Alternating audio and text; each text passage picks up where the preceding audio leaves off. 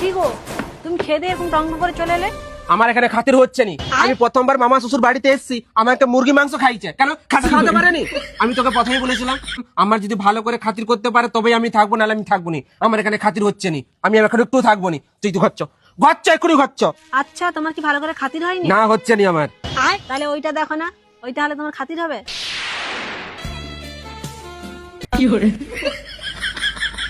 বলছি ওটা হলে তো খুব ভালোই হয়। দাদা কিছু বলবে না তো? না না, দাদাই তো বলেছে। দাদা বলেছে? আর তুমি কিছু বলবে না তো? না না, দাদা যখন রাজি আমিও রাজি। তুমি রাজি তো? ও, বলছি তাহলে দাদা যেই রুমে আছে সেই রুমে ঢুকবো। ওই রুমের খাটটা খুব ভালো আছে। দাদা ওর হাতে যেটা আছে সেটা দেখে বলতে বলেছি।